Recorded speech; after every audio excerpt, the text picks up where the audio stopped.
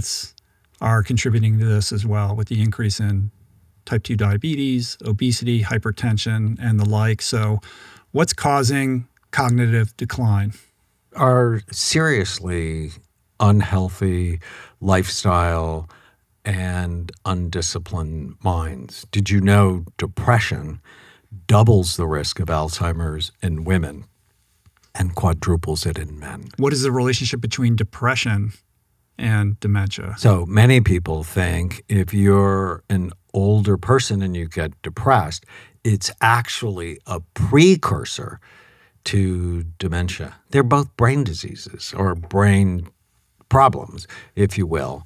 And it's critical in the M in Bright Minds mental health stuff. So I get so excited about this because what I came to realize, I started looking at the brain in 1991, and we've looked at over 250,000 scans. But early on, I came to realize you're not stuck with the brain you have. You can make it better, and I can prove it. And so if I look at your brain and then you have a car accident, your brain's going to be worse. If I look at your brain and then you go on a drug bender, your brain is going to be worse. If I look at your brain and then all of a sudden you stop sleeping or you go through a divorce, odds are your brain's going to change in a negative way. But I also did the big NFL study. When the NFL was sort of lying they had a problem with traumatic brain injury in football, 80% of my players got better. I could see the damage, but when they go on a brain healthy program, 80%, their brains looked better anywhere from 2 to 6 months later. That's exciting. I was a consultant on the movie Concussion, and I was sort of bummed because the movie's sort of a downer. It was Is that the Will Smith one? The Will Smith one. Yeah, I remember that. And it's like, where's the hope? And the message on football dementia, or CTE, chronic traumatic encephalopathy, the message in our society is wrong. It's like, oh, you have this. It's chronic, progressive, untreatable. And so players don't come and get help because they feel hopeless.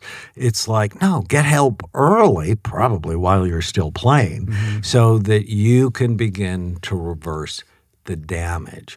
It's the big, exciting lesson over the last 30 years in neuroscience, neuroplasticity. You're not stuck with the brain you have. You can make it better. There's an area of the brain called the hippocampus. I collect seahorses. It's Greek for seahorse. It's shaped like a seahorse. Every day, you are making 700 new stem cells in the hippocampus, or I think of them as baby seahorses. Your behavior is going to grow them, or it's going to shrink them. And so if you're vulnerable to dementia, that's the area that gets hit early in dementia. And you want to love those seahorses, nourish them, feed them, teach them, rather than get them drunk or stoned or shrivel them. Your main protocol in evaluating people's brains is this imaging technology called SPECT, right? So can you describe what that is? So can I tell the pre-story Yeah. just to put it in context? So when I was 18, Vietnam was still going on, and the government had a draft. And I became an infantry medic where my love of medicine was born.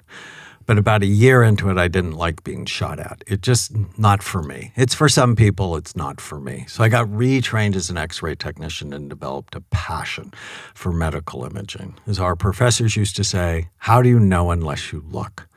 And then 1979, I'm a second-year medical student. I just get married, and 2 months later, my wife tried to kill herself. Horrified. And I take her to see a wonderful psychiatrist, and I come to realize if he helps her, it won't just help her.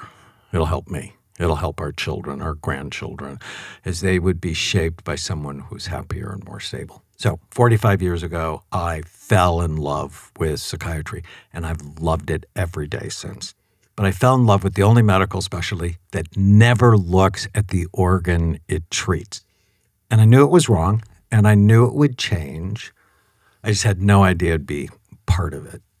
1991, I'm now a psychiatrist for about a decade.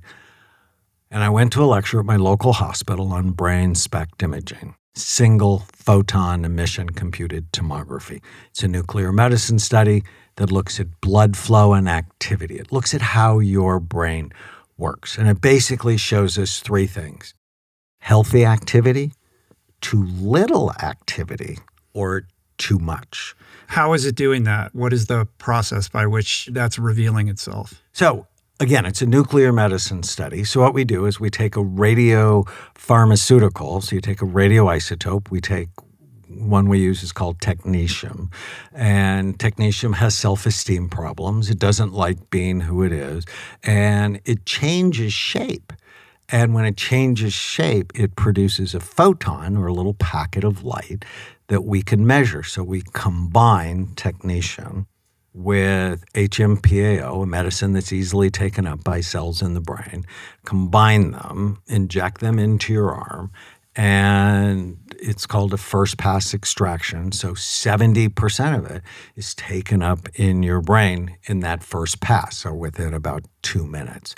And then, so it's the hardest part of the procedure: little tiny needle into a vein in your arm, inject the medicine, it lights up your brain, and then we can measure it, have you lay on a camera table. It's not claustrophobic. It's not like an MRI.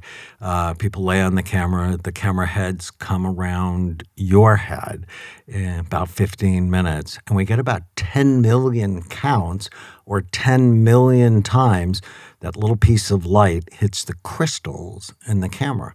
And then we reconstruct it, and it looks like a brain, and we then can see in your brain which areas are most active, which areas are healthy, which areas are sleepy, compare it to our massive database. And my 8-year-old grandson can look at a scan and go healthy or not. And it's so helpful to look. And off camera, we talked about controversy. So I start looking at the brain. I'm like a little kid, so excited. And we never make a diagnosis from a scan. So that's really important. We make a diagnosis, like all doctors, with all of the information. Take detailed histories. If you came to see us, you'd fill out about an hour's worth of paperwork, talk to our historian for a couple of hours. I mean, we really get to know you. And then we would test your brain. We do a computerized neuropsych assessment, and we would scan.